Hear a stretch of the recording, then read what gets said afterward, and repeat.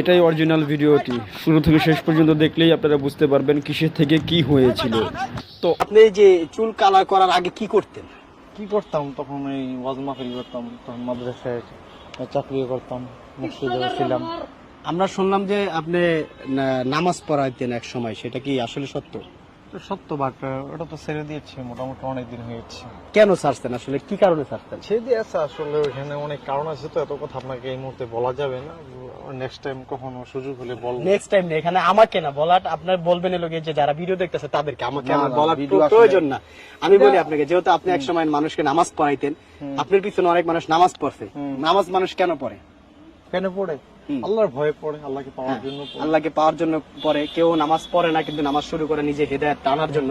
আপনাকে আপনার পিছনে যারা নামাজ পড়ছে, আপনাকে পিছনে জামাতে নামাজ পড়ছে, তারা কি বিশ্বাস করে নামাজ পড়ছে? আপনি একজন আলেম, একজন হুজুর, এই বিশ্বাস করে। অবশ্যই ওইটাই বিশ্বাস করে নামাজ পড়ে। হ্যাঁ, এখন যারা নামাজ পড়ছে আপনার পিছনে, তারাতে আপনার এই পরিস্থিতি, এই যে অবস্থা দেখা, তারা তো অনেক সময় অনেক হুজুরের পিছনে নামাজ পড়া বাদ দিয়ে দেবে যে সব হুজুর এরকম ফাউল টিকটকার। কিন্তু আসলে সবাই তো আপনার মতো না। হ্যাঁ, আমার মতো সবাই তো না। আমি তো বলিও না যে আমার মতো সবাই, আমার মতো এই যে মানুষগুলাকে কেন এই ক্ষতিটা করলেন? যারা আপনার পিছনে নামাজ পড়তো তাদেরকে কেন এই ক্ষতিটা করলেন আপনি? তারা তো অনেক অন্য আলেমদেরকে বিশ্বাস করবেন, অনেক হুজুরদেরকে বিশ্বাস করবেন, এই ক্ষতিটা কেন করলেন? ভাই প্লিজ, আমি তো আপনাকে বললাম, আমি নেক্সট টাইম আপনাকে কখনো বলবো বিস্তারিত। না, বিস্তারিত এখন বলেন, আপনি নেক্সট টাইম কেন বলবেন? আসলে কারণটা কি? আপনাকে কেউ মারছে?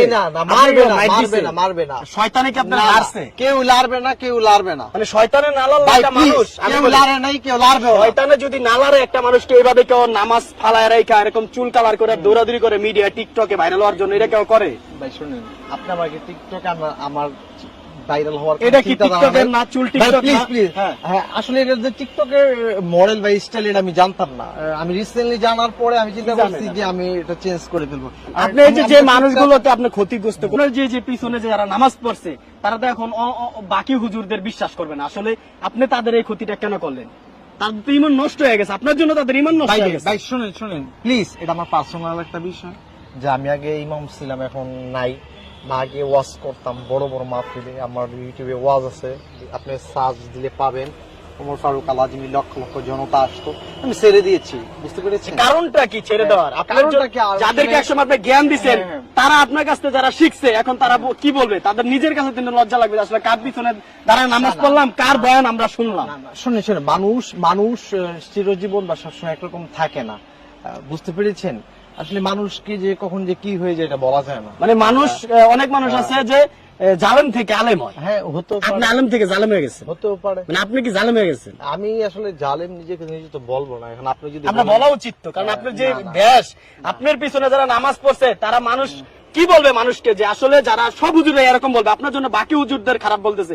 ইসলামকে আপনারা ধ্বংস করতেছেন ভাই। কিয়ামতের বেশি দিন না, আপনার যে পরিস্থিতি, এই যে কষ্ট করতেছেন।